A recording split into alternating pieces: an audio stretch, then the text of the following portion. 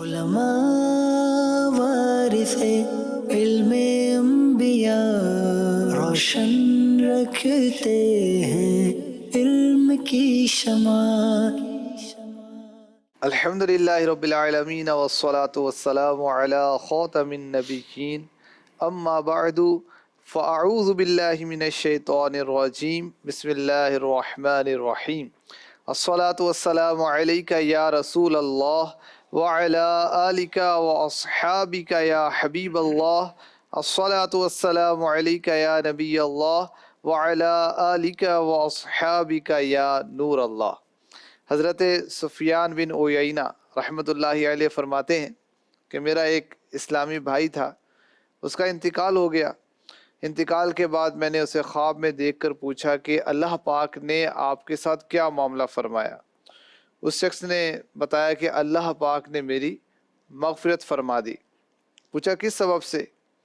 اس نے وجہ بیان کی، کنت اکتب الحدیث، میں حدیث پاک لکھا کرتا تھا، فَإِذَا جَاءَ ذِكْرُ النَّبِيِّ صلی اللہ علیہ وسلم، جب پیارے آقا علیہ الصلوۃ والسلام کا ذکر خیر آتا، کتبت صلی اللہ علیہ وآلہ وسلم، تو میں درود پاک لکھا کرتا تھا، ابتغی بذالک الثواب، اور درود لکھنے میں میری نیت ثواب کی ہوتی تھی، فغفر اللہ لی بذالک، اللہ پاک نے اس کی برکت سے میری مغفرت فرما دی۔ سبحان اللہ۔ درود باعث بخشش ہے رب کی رحمت سے، درود بنتا محافظ ہے رنج و آفت سے، درود والوں کو ہوگا نہ حشر میں کھٹکا، کہ خلد جائیں گے آقا کی وہ شفاعت سے۔ واہ، صلو علی الحبیب صلی اللہ تعالی علی محمد۔ مدنی چینل کے ناظرین، پروگرام ہے علم انبیاء۔ انبیاء کرام علیہم الصلوۃ والسلام رب کے نیک بندے، برگزیدہ بندے، رب کا قرب خاص پانے والے بندے، جنہیں اللہ پاک نے حسن صورت بھی عطا کیا، حسن سیرت بھی عطا کیا، اور ان کی زندگیوں کو ہمارے لیے رول ماڈل بنایا۔ قرآن کریم میں ارشاد فرمایا کہ ہم نے انبیاء کو اس لیے بھیجا کہ ان کو فالو کیا جائے، ان کے قصوں کو قرآن میں بیان کیا، تاکہ ان قصوں سے ہم ان کی جو واقعات بیان کیے گئے اس سے سبق حاصل کریں کہ ہم نے اپنی زندگیاں کیسے بسر کرنی ہیں۔ قرآن میں ارشاد فرمایا، لَقَدْ كَانَ فِي قَصَصِهِمْ عِبْرَةٌ لِأُولِي الْأَلْبَابِ، بے شک ان کی خبروں سے عقل مندوں کی آنکھیں کھلتی ہیں۔ تو ان کے واقعات میں اولو الالباب کے لیے، عقل مندوں کے لیے نصیحت ہے۔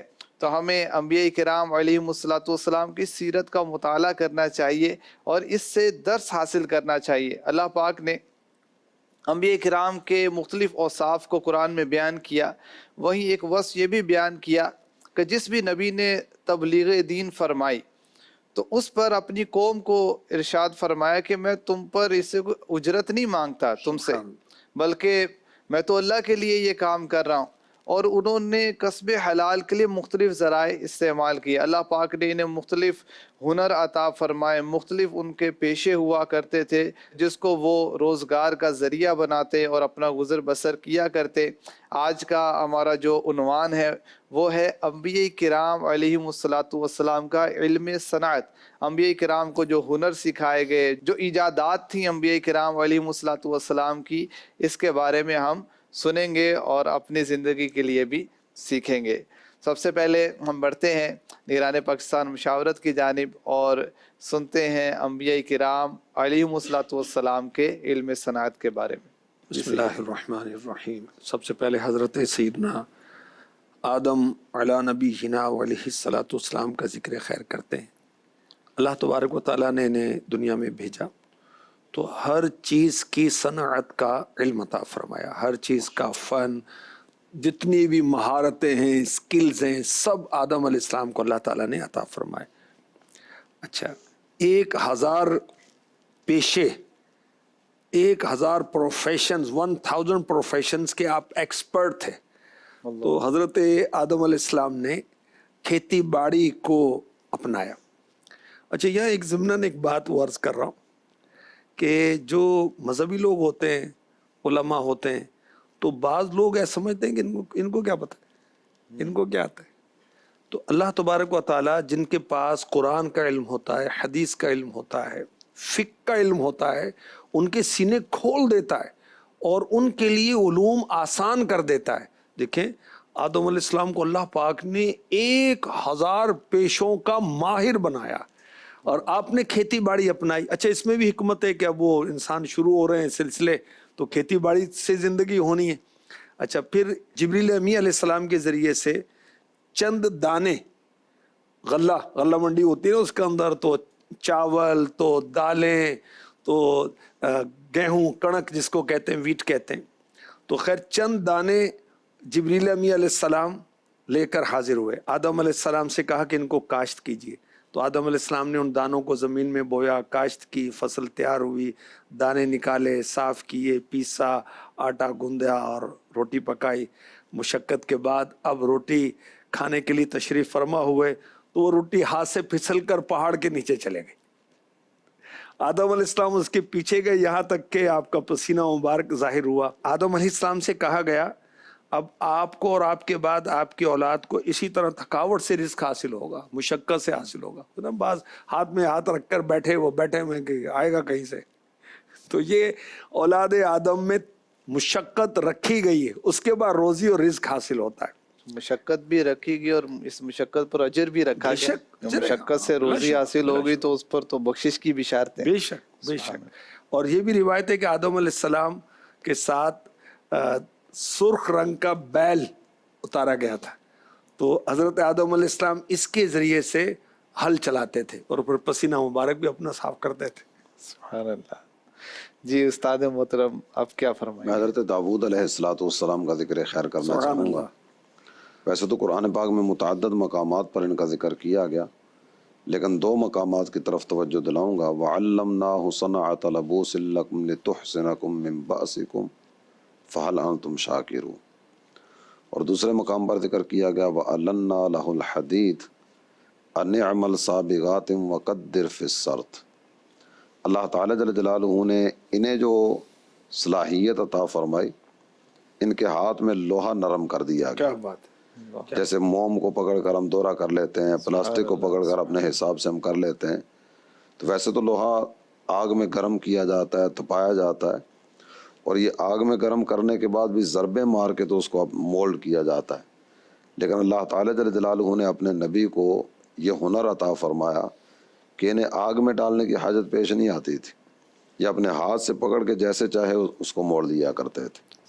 تو یہ لوہے کے ذریعے جنگی لباس زرہ یہ تیار فرمایا کرتے تھے، اور یہ جنگ میں استعمال ہوتی تھی، تیر سے بچنے کے لیے، تلوار سے بچنے کے لیے، دشمن کی طرف سے ہونے والے وار ان سے بچنے کے لیے. تو یہ دونوں مقامات پر اس کا تذکرہ کیا گیا. وَأَلَنَّا لَهُ الْحَدِيدَ میں ذکر کیا ہم نے ان کے لیے لوہے کو نرم کر دیا. سبحان اللہ. وَعَلَّمْنَاهُ صَنْعَةَ لَبُوسٍ لَكُمْ میں ذکر کیا گیا کہ ہم نے انہیں یہ ہنر سکھایا. اس مقام پر بھی ذکر کیا گیا، اور ویسے بھی کئی ایک مقامات قرآن پاک کے ہیں. کہیں لعلکم تشکرون یہ ذکر کیا جاتا ہے، کہیں وشکروا لی ذکر کیا جاتا ہے. اس کے علاوہ بھی لعلہم یشکرون یوں کلمات ذکر کیے جاتے ہیں. تو یہاں ذکر کیا جا رہا ہے فہل انتم شاکرون. تو اللہ تعالیٰ جل جلالہ پسند فرماتا ہے کہ میرے بندے جب میں انہیں کوئی نعمت عطا کروں تو یہ اس پر شکر ادا کریں. سبحان اللہ. جس طرح ابھی مشقت کی بات ہو رہی تھی کہ مشقت کے بعد رزق ملا، کتنے ایسے بھی ہیں مشقت کے باوجود بھی ہاتھ کچھ نہیں آتا. تو اللہ تعالیٰ جل جلالہ نے نعمت عطا کر دی، تو نعمت کے مل جانے پر اب بندے کو چاہیے کہ اپنے رب کا شکر ادا کرے. سبحان اللہ. سب یہ جو داؤد علیہ السلام ان کو تو اتنا بڑا مقام و مرتبہ ملا، نبوت بھی عطا ہوئی اور حکومت بھی عطا ہوئی، تو یہ پھر بھی زرہ بنا رہے ہیں، اس کی کیا وجہ تھی؟ استاد صاحب کی ایک بات سے مجھے ذہن میں آ رہا تھا، جیسے نا کہ نعمت مشقت اور تھکاوٹ اور ہمت کے بعد ملی تو پھر بھی اللہ کا شکر ادا کرے کہ ملی تو صحیح. اچھا یہ جو مشقت جو تو نے کی اے بندہ خدا، اس کی طاقت تجھے کس نے دی؟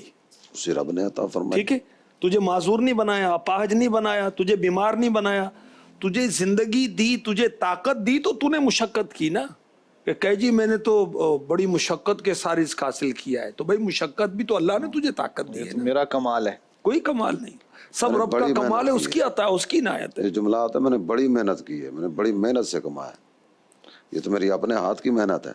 यानी किसी कमाल को अपनी तरफ मंसूब करना, इसी को खुद पसंदी। कि मतलब वो उस हुनर को, कमाल को अपनी तरह मंसूब करना और इससे गाफिल हो जाना कि ये छिन सकता है। अल्लाह ने दी नहीं खूबी तो वो छिन भी सकता है। हज़रत दाऊद अलैहिस्सलाम का आपने फरमाया, हज़रत दाऊद अलैहिस्सलाम को अल्लाह ताला ने नबूवत भी अता फरमाई, बादशाहत भी अता फरमाई। तो आप दौरा फरमाया करते थे अब लोगों के अहवाल देखने के लिए, और ख़ुद लोगों से पूछते थे कि दाऊद कैसा आदमी है अलैहिस्सलाम, क्योंकि वो इस अंदाज से आते थे कि लोग पहचान ना पाएं। तो हस्बे आदत आप इस तरह दौरा फरमा रहे थे, तो एक फरिश्ता इंसानी सूरत में आया। तो आपने सवाल किया तो कहा बहुत अच्छे आदमी हैं, काश एक खसलत ना होती उनमें। फरमाया वो क्या? कहा कि वो अपना और अपने अहलो याल का खर्च बैतुल माल से लेते हैं। तो ये सुनकर आपने ये ख्याल फरमाया कि बेहतर है कि मैं कोई सूरत करूं। तो अल्लाह ताला से दुआ की, तो अल्लाह तबारक व ताला ने फिर आपके लिए लोहे को नरम कर दिया और ज़िरा साजी का फ़न अल्लाह ताला ने आपको सिखाया। और सबसे पहले जो ज़िरा बनाई वो हज़रत दाऊद अलैहिस्सलाम ने बनाई। डेली एक ज़िरा बनाते थे, 4000 में बिकती थी, अपना अपने अहलो याल का खर्च। और अल्लाह की शान देखिए, एक ही बनाते थे ना, ये नहीं कि 2 बना ले, 3 बना ले, 4 बना ले, बनाते जाएं। जैसे बाज़ लोग वो फैक्ट्री भी लगाते, खुद भी फैक्ट्री बने होते हैं। अल्लाह के बंदे को नमाज, रोज़ा, हज, ज़कात, घर बार, बाल बच्चों की तरबियत, तिलावत, नमाज, आखिरत, कुछ इसको भी शामिल करें। अच्छा फिर ये देखिए कि दाऊद अलैहिस्सलाम, इनका अगर देखा जाए तो इनके लिए मुश्किल क्या था, हाथ से मोल्ड किया ज़रा बन गए, ना लोहा गर्म करना पड़ा, ना दीगर मुशक्क़तों में पड़ना पड़ा, एक ही बनाए। 1000 बनाते ना, लेकिन नहीं, एक बनाई। अच्छा एक बनाई और उसके बाद अहलो याल का खर्च आ गया। अब उसी में से फकीरों और मिस्किनों पर भी खर्च करते थे। तो अल्लाह ने माल दिया है तो इतना कमाने में नहीं लग जाओ कि भाई उसको खाने का टाइम नहीं है, उसके इस्तेमाल का टाइम नहीं है, और इतना भी ना लग जाए कि आखिरत से गाफिल हो जाए। और ऐसा भी ना हो हमारे माल में मिस्किनों का, गरीबों का, मदरसे का, मस्जिद का, दीन की खिदमत करने वालों की खिदमत का बाकायदा हिस्सा होना चाहिए। अल्लाह नसीब फरमाए। देखिए कि आपकी आमदन, मिसाल दे रहा हूँ, 1 लाख रुपए है, तो आपने उसमें से अपने घर का खर्चा, किराना, तो फला फला फला, दूध का, ये बच्चों का, उसका सब रखा। दीन की खिदमत के लिए कौन वो हिस्सा कहाँ है? आखिरत वाला हिस्सा कहाँ है? वो भी तो को मुकर्रर होना चाहिए। हर महीने मुझे मेरा रब अपने करम से 1 लाख रुपए अता फरमाता है, ठीक है, उसका फजल ही है ना, जरिया वसीला जो भी बना। तो क्या मैं उसमें से 5000 रुपए फिक्स नहीं कर सकता? ये मस्जिद के लिए, ये मदरसे के लिए, ये सैयदों के लिए, ये उलमा के लिए, मिस्किनों के लिए, पड़ोसियों के लिए। और बाज़ ऐसे हैं अल्लाह ने तौफीक दी कि अपने फौत शुदा वालिद का 10% रखा हुआ उन्होंने। अच्छा आप फरमा रहे हैं होना चाहिए, जबकि कुरान कहता है वफ़ी अम्वालिहिम हक़्क़ुल लिस्साइल वल महरूम। सुभान अल्लाह। इनके माल में हक है, साइल का भी और महरूम का भी। यानी हाजतमंद 2 तरह के होते हैं ना, एक वो है कि उसे ज़रूरत पेश आएगी, दरवाजे पे दस्तक दे के कहेगा घर में खाने के लिए कुछ नहीं है, दे दो। कोई और ज़रूरत पेश आई तो उसका तज़किरा किया कि मुझे इस चीज़ की हाजत है तो मेरी ये ज़रूरत पूरी कर दो, एक वो है। और दूसरे वो सफ़ेद पोश होते हैं कि जो ज़रूरतमंद होने के बावजूद भी अपनी ज़रूरत का इजहार नहीं करेंगे। अमीर अहले सुन्नत फरमाते हैं सबसे ज़्यादा आजमाइश सफ़ेद पोश को है। वो जो प्रोफेशनल है उसको तो मसला नहीं है ना, मांग लेता है, उसको तो हया ही ख़त्म हो गई उसकी। तो ये जो सफ़ेद पोश है ये ज़रूरतमंद है मगर मांगता नहीं है। और हमें ज़्यादा तवज्जो किस पर करनी चाहिए? सफ़ेद पोश पर। अच्छा अपने ख़ानदान में, अपनी बरादरी में हमें पता चल जाता है, नहीं चल जाता? ज़रा थोड़ी सी तहकीक करें, पता चल जाता है किसके क्या हालात है। क्यों नहीं मदद करते अल्लाह के बंदे उसकी? तो खैर हज़रत दाऊद अलैहिस्सलाम का आपने फरमाया तो मैंने कुछ बात को आगे बढ़ाया।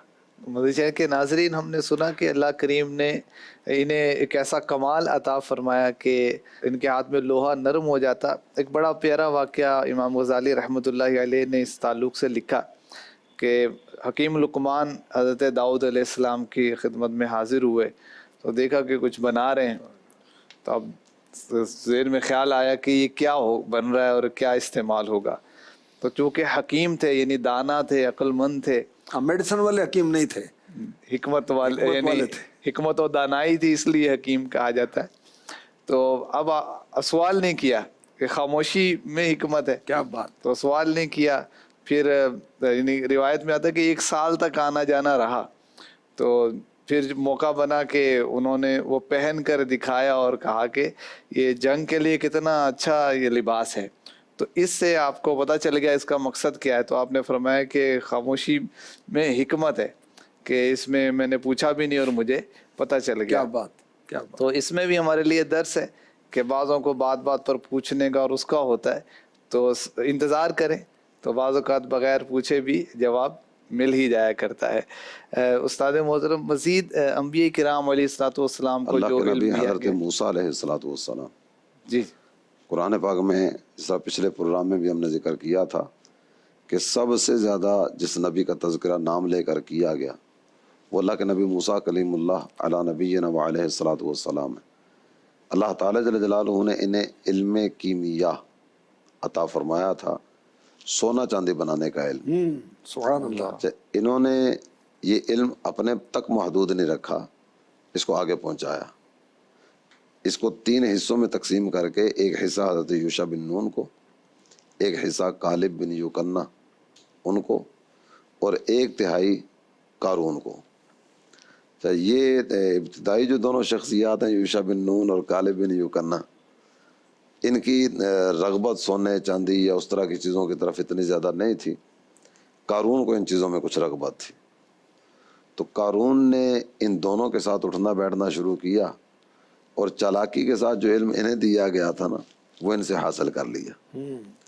اب چونکہ رغبت تھی مال و دولت کی طرف تو یہ مائل ہوا مال و دولت کی طرف، یہاں تک کہ اس نے بہت سارا خزانہ جمع کر لیا. اس کے خزانوں کی جو چابیاں ہیں، ایک پوری جماعت تھی جو اس چابیوں کی حفاظت کا سامان کیا کرتی تھی. لیکن اللہ تعالیٰ جل جلالہ کی قدرت کہ قرآن کہتا ہے فَخَسَفْنَا بِهِ وَبِدَارِهِ الْأَرْضِ فَمَا كَانَ لَهُ مِنْ فِئَةٍ يَنْصُرُونَهُ مِنْ دُونِ اللَّهِ وَمَا كَانَ مِنَ الْمُنْتَصِرِينَ. یہ لالچ جو ہے نا اس کی تباہی کا سبب بن گئی، اور یہ قارون اپنے مال و دولت سمیت زمین میں غرق کر دیا گیا. تو اللہ تعالیٰ جل جلالہ نے اپنے نبیوں کو علم عطا فرمایا. جب کوئی بھی نبی آپ دیکھیں گے نا تو تقریباً انبیاء کرام علیہم الصلوۃ والسلام، ہمارے آقا صلی اللہ تعالیٰ علیہ وآلہ وسلم تو سید الانبیاء ہیں. بے شک. ہر نبی کی بارگاہ میں ہمیں جو یہ چیز نظر آتی ہے یہ اپنے ہاتھ سے کما کر اپنے گھر کا نظام چلایا کرتے تھے. سبحان اللہ. قصب حلال کرنا یہ بھی یوں کہا جائے گا کہ انبیاء کا طریقہ وہ ہے. نبی کی ذات اپنے کلمہ پڑھنے والے اور اپنے متبعین ان کے لیے نمونہ ہوتی ہے نا. تو انہوں نے یہ نمونہ اپنے کلمہ پڑھنے والوں کے سامنے رکھا کہ اپنے ہاتھ سے کماؤ اور اپنے اہل و عیال کا خرچ اس انداز میں چلو. ماشاءاللہ. حضور جیسے انبیاء کرام علیہ الصلوۃ والسلام کو اس صنعتوں کا علم دیا گیا تو کئی ایجادات بھی انبیاء کرام علیہ السلام نے کی. اور جیسے حضرت ابراہیم علیہ السلام نے خانہ کعبہ شریف کی تعمیر کی، تو تعمیر کا بھی تو ایک کام ہے، کنسٹرکشن، اور یہ بھی ایک فن ہے. تو اللہ پاک نے یہ علم آپ کو عطا فرمایا، اور پھر وہ جنتی پتھر تو آپ اس کے ذریعے جو تعمیرات کرتے رہے. تو انبیاء کرام نے کون کون سی ایجادات کی؟ حضرت نوح علیہ السلام نے کشتی بنائی تھی. تو یہ کشتی جو ہے یہ حضرت نوح علیہ السلام کی ایجاد ہے، اور اس کا ذکر جو ہے 12 سورہ ہود کی آیت نمبر 37 کے اندر ہے. اور حضرت یوسف علیہ السلام کو اللہ تبارک و تعالیٰ نے اناج اسٹور کرنے کی جو ایک نظام ہوتا ہے، اس کا سسٹم ہے، وہ اللہ تعالیٰ نے سکھایا. حضرت ادریس علیہ السلام کو کپڑے کی سلائی اور ہتھیار بنانا، ویپنز جو ہوتے ہیں، ترازو اور پیمانے، اس کا وہ علم عطا فرمایا. سلیمان علیہ السلام کی ایجادات بھی تعمیرات اور اس طرح کی مختلف تھیں. بڑی بڑی دیگیں آپ نے بنائیں، اور مختلف انبیاء نے مختلف پیشے اختیار کیے. حضرت اسماعیل علیہ السلام نے اپنے مبارک ہاتھوں سے تیر بنائے. ابراہیم علیہ السلام کھیتی کرتے اور تعمیر کی آپ نے کعبے کی. حضرت لوط علیہ السلام بھی کھیتی باڑی کرتے تھے. اور حضرت سلیمان علیہ السلام وہ تھیلیاں بناتے تھے، فروخت کر کے گزر بسر کرتے. حالانکہ آپ پوری دنیا کے بادشاہ تھے. حضرت نوح علیہ السلام کو بتایا کہ آپ وہ جس کو ہم وہ کارپینٹر کہتے ہیں، مگر نبی کے لیے یہ لفظ استعمال کرنا جو ہے نا وہ اچھا نہیں. جیسے مفتی صاحب نے لکھا ہے کہ حضرت زکریا علیہ السلام لکڑی سازی کا کام کرتے اور آمدنی سے گزارا کرتے. کسی نبی نے نبوت کو ذریعہ معاش نہیں بنایا کہ میں نبی ہوں میری خدمت کرو میرا گزارا نہیں ہوتا. نہیں، استغفر اللہ. اپنے دستکاری کی اور دیگر وہ کام کیے، اس سے وہ کیا.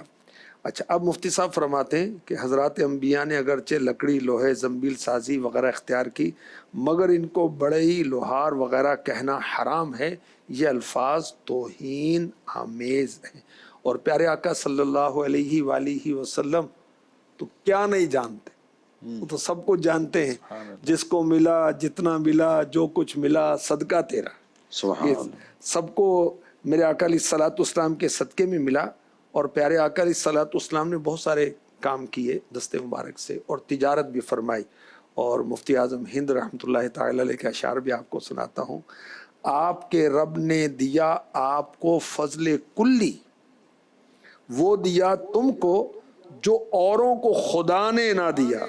وہ فضائل تمہیں بخشے ہیں خدا نے جن کا آپ کے غیر میں امکان بھی آنے نہ دیا. مثل ممکن ہی نہیں ہے تیرا اے لاسانی، وہم نے بھی تو تیرا مثل سمانے نہ دیا. آپ کے جوڑ کا آئے تو کہاں سے آئے جب وجود اس کو شہ ارض و سما نے نہ دیا. آدم و نوح، ابراہیم، کلیم و عیسیٰ، ان سب کو ملا، کیا رب علا نے نہ دیا؟ باوجود اس کے تمہیں جو ملا ان کو نہ ملا. آپ کا رتبہ کسی کو بھی خدا نے نہ دیا. سبحان اللہ. مدنی چینل کے ناظرین، انبیاء کرام علیہم الصلوۃ والسلام کی مہارتوں کے بارے میں، ان کے پیشوں کے بارے میں، ان کی صنعتوں کے بارے میں، ان کی ایجادات کے بارے میں ہم سن رہے ہیں. اب اس سے ہمیں کیا سیکھنے کو ملتا ہے؟ انبیاء کرام نے کسب حلال کے لیے اپنے لیے اس کو اختیار کیا، حالانکہ اللہ پاک کی عطا سے ان کو کیا کمی تھی، لیکن اپنی امتوں کی اصلاح کے لیے، ان کی تربیت کے لیے، ان کو سکھانے کے لیے انہوں نے یہ انداز اختیار کیے.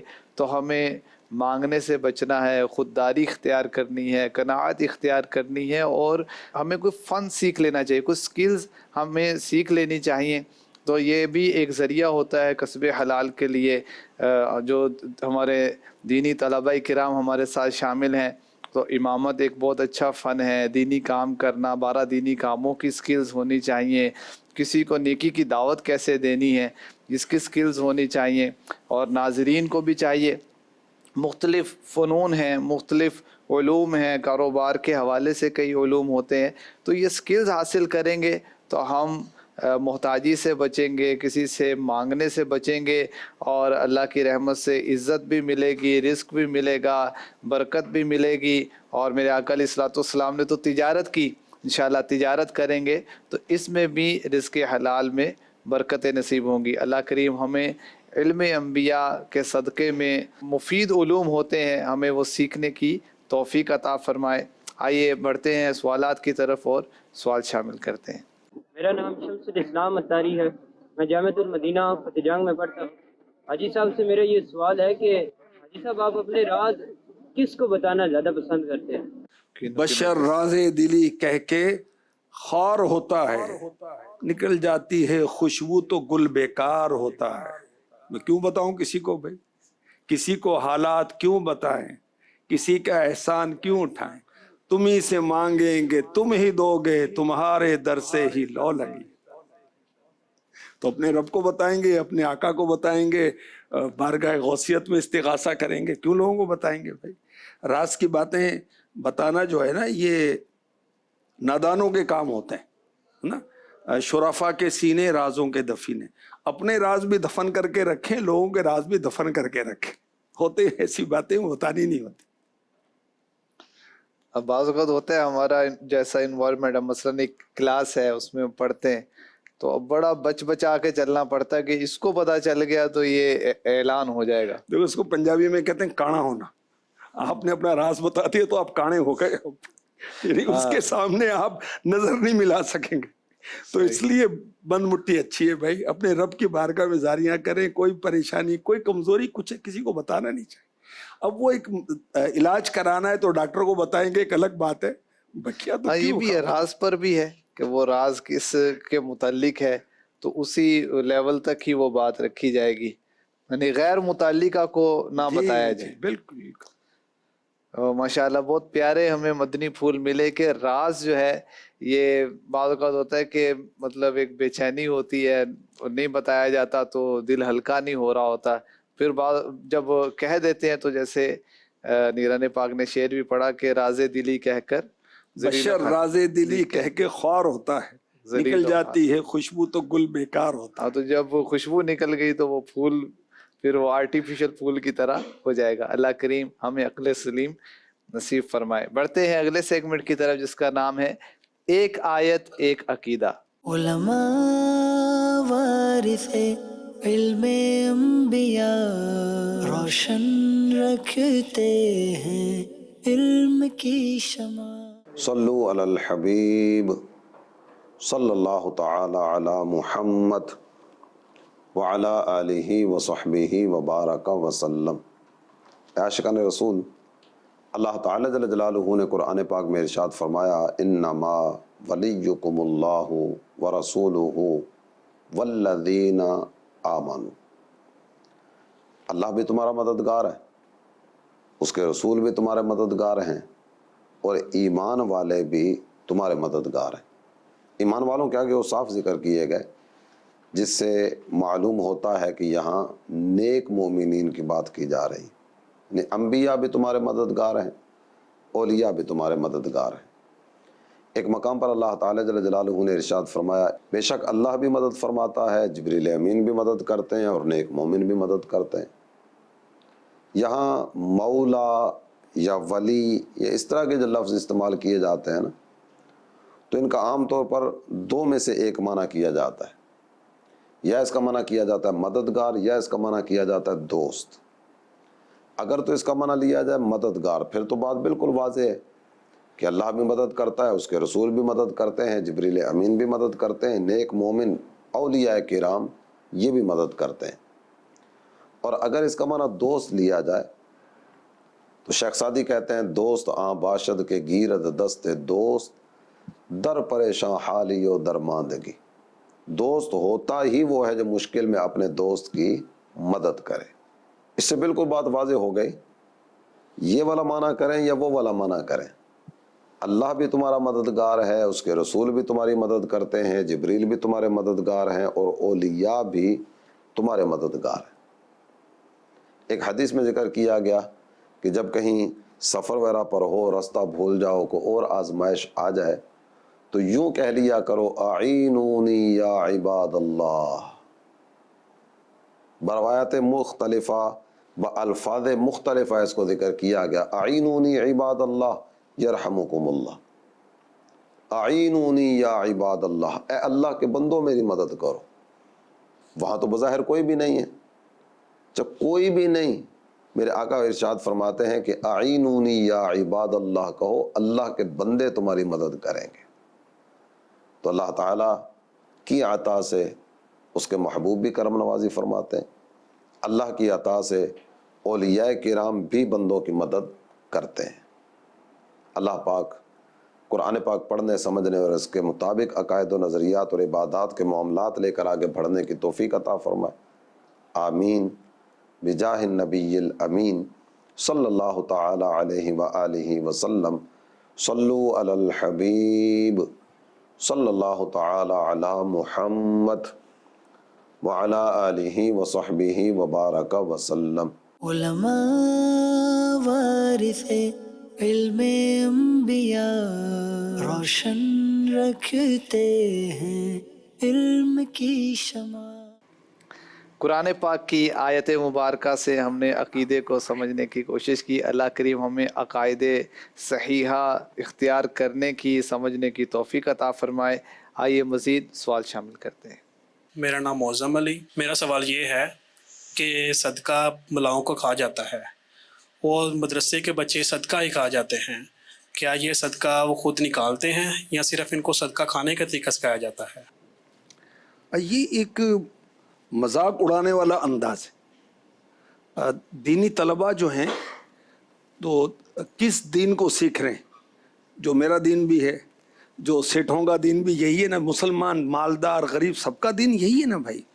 तो अगर किसी ने अपने आप को दीन सीखने के लिए, दीन सिखाने के लिए वक्फ किया, तो अब सारे मुसलमानों का हक बनता है कि इनकी मदद करें, ताकि ये इल्म दीन सीखने के लिए, सिखाने के लिए वो अपने आप को वक्फ रखें, ताकि हमारे मदरसे, हमारी मस्जिदें आबाद रहें, हमारी तरावियाँ होती रहें, हमारे जनाजे होते रहें, हमारे चहलम होते रहें, हमारे तीजे होते रहें, हमारे साले सवाब के इज्तिमा होते रहें, और हमारे बच्चों को कोई अल्लाह रसूल की पहचान करवाने वाला हो, हमारी बच्चियों को कोई कारिया, कोई आलिमा हो जो अकीदे सिखाएं और इल्म और अमल सिखाएं।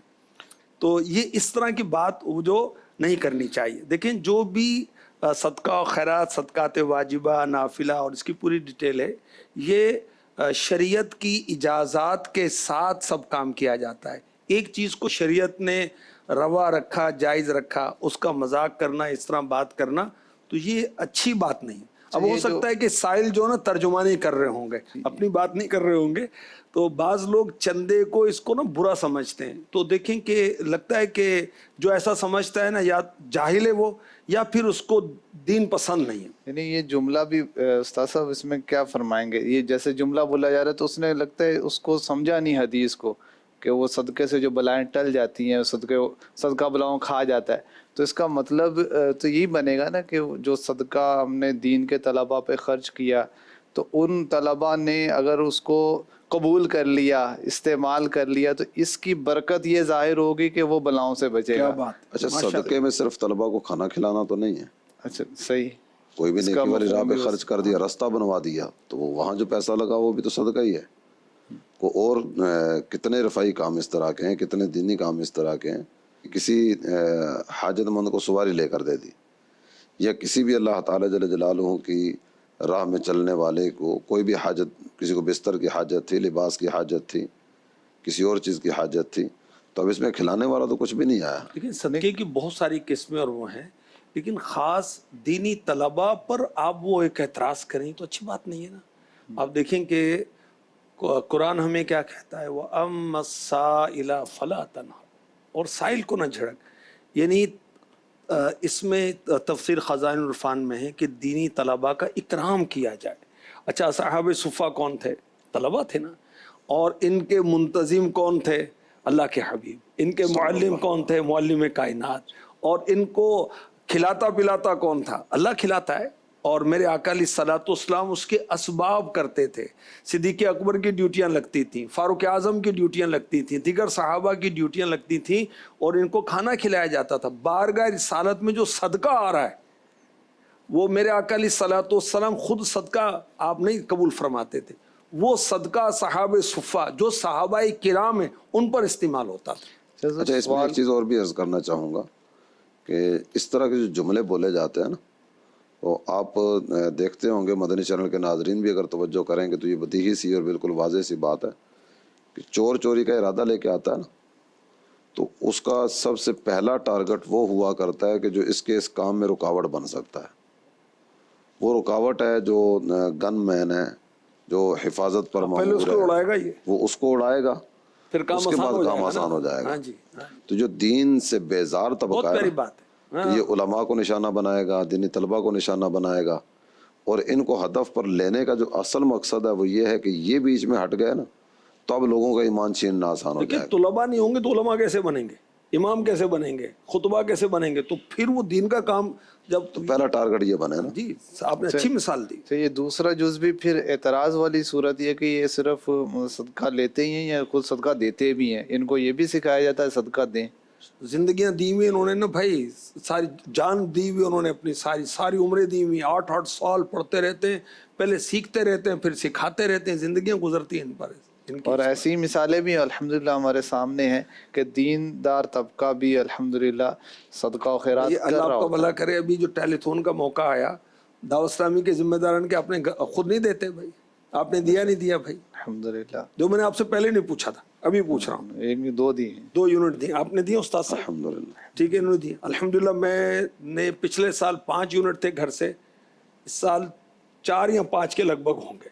تو اللہ کا شکر ہے ہم خالی اچھا وہ اراکین شورا یا ذمہ داران تو اپنی ذات کے لیے لیتے نہیں، وہ تو دعوت اسلامی کے لیے لیتے ہیں. اچھا تو لیتے اقتدار بھی اس ہیں، طرح دیتے بھی ہیں. اقتدار اس طرح کی بھی ہے جو یکمشت نہیں دے سکتے، تو وہ تھوڑا تھوڑا کر کے نا ماہانہ بنیادوں پر دیتے رہتے ہیں ایسا ہی تاکہ ہمارا نام بھی دینے والوں میں آ جائے. الحمدللہ امیر علیہ سنت کی دعائیں لینی ہے بھائی. یعنی یہ بھی ایک بدگمانی کی طرف جانے والا معاملہ لگتا ہے کہ ہم دیندار طبقے سے یہ سوچ رکھیں کہ پتہ نہیں یہ صدقہ کرتے بھی ہے کہ نہیں، تو ہمیں اس کا مغلف نہیں کیا گیا کہ ہم ان پہ نظر رکھیں یہ کیا صدقہ کر رہے ہیں. ہم صدقہ و خیرات کر کے ان کی خدمت کر کے ثواب کمائیں. اچھا ایک وہ جو روایت ہے کہ وہ میرے آقا علیہ الصلوۃ والسلام تشریف لے گئے تھے. سرکار دو عالم صلی اللہ تعالیٰ علیہ وآلہ وسلم ان کے گھر میں تشریف لے گئے، تو یہ ہنڈیا میں کچھ بنا رہی تھیں. تو جب وہ تیار ہوا تو آپ صلی اللہ تعالیٰ علیہ وسلم نے ارشاد فرمایا مجھے نہیں دو گی؟ تو انہوں نے عرض کیا حضور یہ صدقہ ہے اور آپ تو یہ تناول نہیں فرماتے. تو آپ صلی اللہ تعالیٰ علیہ وسلم نے ارشاد فرمایا لکی صدقۃ ولنا ہدیۃ، دینے والوں نے تجھے دیا اس کا صدقہ ادا ہو گیا، اب یہ تیرے لیے صدقہ ہے، تو اگر مجھے دے گی تو میرے لیے ہدیہ ہوگا. اچھا اب جامعہ کے طلبہ استادوں کے لحاظ سے آپ کیا فرمائیں گے اس روایت کی روشنی میں؟ جو طلبہ کرام کو دے دیا گیا اب وہ آگے کسی کو استعمال کے لیے دیں گے تو وہ صدقہ تو نہیں رہے ایک گا. تو یہ اور ساری شریعت کی اجازات کے ساتھ ہے.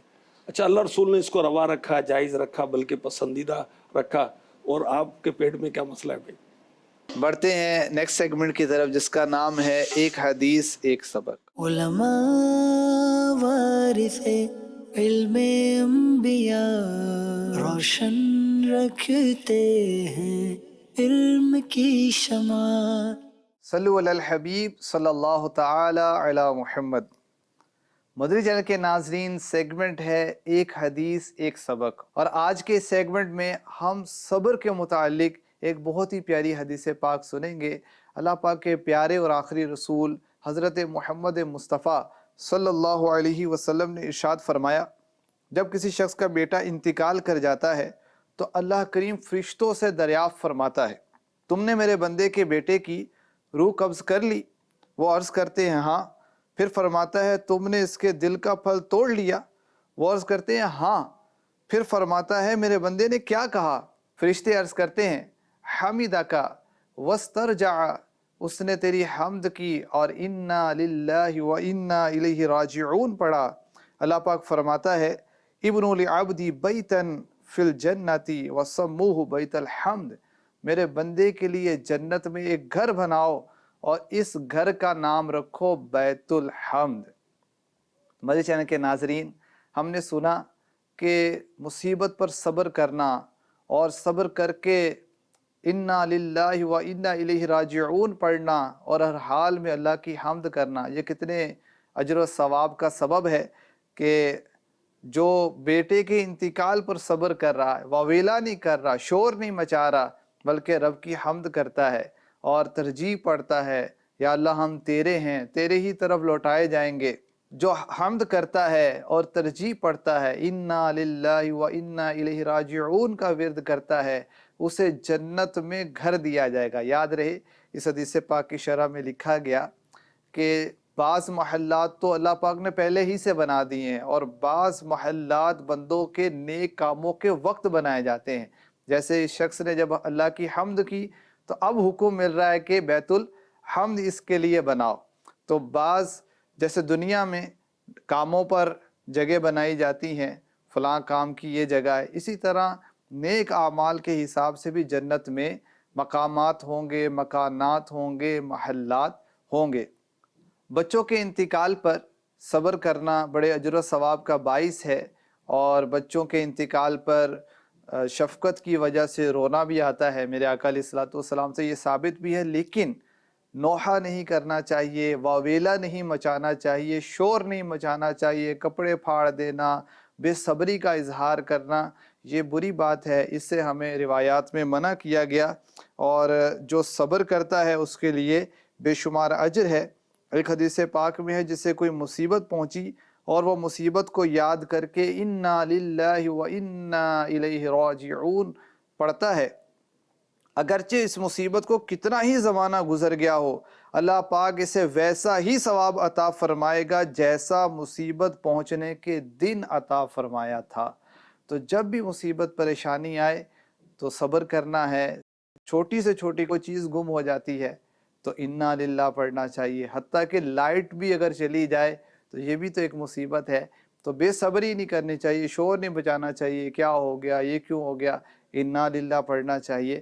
تو ہم انا للہ پڑھتے رہیں گے، مصیبت کو یاد کر کے جب بھی پڑھیں گے ہمیں پہلی بار مصیبت ملنے والا جو اجر تھا وہ اجر عطا کیا جائے گا۔ اللہ کی بارگاہ میں دعا ہے ہمیں اپنا صابر و شاکر بندہ بنائے، ہر حال میں ہمیں اپنی حمد کرنے والا بنائے، بے صبری سے بچائے، ناشکری سے بچائے۔ آمین بجاہ خاتم النبیین صلی اللہ علیہ وسلم۔ علماء وارث علم انبیاء، روشن رکھتے ہیں علم کی شمع۔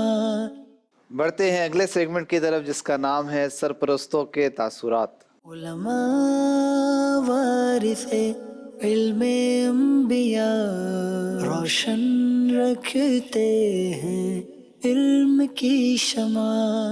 میں محمد عابد اتاری، یہ میرا بیٹا احمد رضا اتاری جامعۃ المدینہ میں درجہ اولیٰ کا طالب علم ہے، اور یہ ماشاءاللہ جب سے یہ مدنی ماحول میں آیا ہے اور جب سے یہ جامعہ میں پڑھنے لگا ہے، اس نے ماشاءاللہ بڑی تیزی کے ساتھ گھر کے ماحول کو بھی کور کیا، اور مجھے ماشاءاللہ داڑھی بھی رکھائی ہے اور مجھے امامہ بھی بندوایا ہے، اور ماشاءاللہ یہ 5 وقت کا نمازی اور اشراق و چاش کا پابند، اور اس کو دیکھ دیکھ کے جو محلے کے بچے جو ہیں وہ بھی کوشش کر رہے ہیں کہ ہم بھی اسی طرح کے یعنی ایک ماحول میں ہم بھی جائیں۔ اب انہوں نے دیکھا ہے کہ ایک بچہ ہمارے سامنے جو ہے وہ جامعہ میں جا کے پڑھتا ہے اور ماشاءاللہ اور یہ نمازی بھی بن گیا ہے، اور یہ اپنے والدین کی خدمت کرنے لگ گیا۔ یہ ماشاءاللہ جب سے اسے امامہ رکھا ہے تو دوسرے بچوں کو بھی شوق ہو رہا ہے کہ ہم بھی ٹوپی رکھیں اور امامہ رکھیں، اور مجھے بھی امامہ بندوایا انہوں نے۔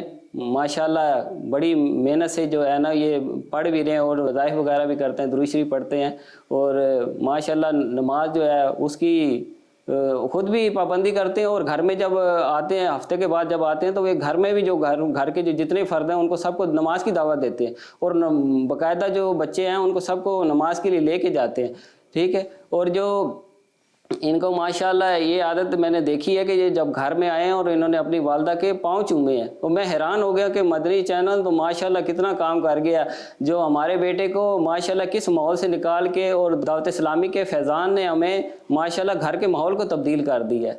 اور جب سے یہ جامعہ میں پڑھنے لگے اور یہ ان کی جتنی بھی بری عادات تھیں، وہ جتنی بھی کوئی ایسی ایکٹیویٹیز تھی وہ ساری چھوڑ کے انہوں نے اپنے آپ کو فوکس کر لی ہے دین کے علم کے لیے، اور کوشش یہ کی ہے کہ میں انشاءاللہ اب جو ہے نا وہ 8 سال کا کورس جو ہے لازمی ضروری میں کروں گا، اور ماشاءاللہ استادوں سے میں جا کے ان کے بارے میں پوچھا، انہوں نے کہا جی مجھے کسی چیز کی پریشانی نہیں ہے، میں تعلیم حاصل کر رہا ہوں اور بڑی لگن سے میں تعلیم حاصل کر رہا ہوں، اساتذہ کرام جو ہیں وہ بڑی محنت کر رہے ہیں میرے پہ، اور میں انشاءاللہ 8 سال کا کورس لازمی یہ جو ہے نا تو میں کوشش کر کے مکمل کروں گا۔ میری دعائیں میرے بیٹے کے ساتھ ہیں انشاءاللہ، اور ہم بھی جو ہیں کوشش کر رہے ہیں کہ ہمارا بیٹا اسی مدنی ماحول میں رہے، اور اسی طرح ہمارے گھر کا مدنی ماحول بنا رہے، اور میری علیہ سنت کا فیضان جاری رہے۔ مدنی چینل لوگ دیکھتے ہیں جس کی وجہ سے لوگوں کو ایک شعور پیدا ہو گیا کہ دین اور دنیا دونوں کا علم حاصل ہوتا ہے، اور جس کی وجہ سے وہ جو ہے نا وہ ایک ماحول گھر کا بن جاتا ہے، اس کی وجہ سے ہمیں اب ماشاءاللہ نمازوں کا پابند ہو گئے ہیں، اور یہ اللہ تعالیٰ مدنی چینل کو یوں ہی چلتا رکھے، اور مدنی چینل کو دن 11ویں اور رات 12ویں ترقی عطا فرمائے، اور میرے مرشدی امیر علیہ سنت کو خیر والی زندگی عطا فرمائے، اللہ تعالیٰ عافیت والی زندگی عطا فرمائے، ثم آمین، جزاک اللہ ماشاءاللہ۔ علماء وارث علم انبیاء، روشن رکھتے ہیں علم کی شمع۔ آج کا سوال نوٹ کر لیجئے، زیرہ کون سے نبی علیہ السلام بنایا کرتے تھے؟ اس کا جواب آپ نے اسکرین پر موجود نمبر پر دینا ہے، ہمیں واٹس ایپ بھی کر سکتے ہیں اور ٹیکسٹ میسیج کے ذریعے بھی آپ جواب دے سکتے ہیں۔ انشاءاللہ الکریم قرآن اندازی کے ذریعے جن کا نام نکلے گا انہیں تحفے میں مکتبۃ المدینہ کی کتاب پیش کی جائے گی۔ آج کے پروگرام میں ہم نے علم صنعت جو انبیاء کرام کو عطا ہوا اس کے متعلق سنا، کسب حلال کی اہمیت کے متعلق سنا، اور بڑے ہی زبردست سوال و جوابات کا سلسلہ ہوا، سیگمنٹس ہوئے۔ مدنی چینل دیکھتے رہیے، اللہ کریم ہمیں عمل کی توفیق عطا فرمائے، آمین بجاہ خاتم النبیین صلی اللہ علیہ وسلم۔ उलमा वारिसे इल्मे अंबिया, रोशन रखते हैं इल्म की शमा।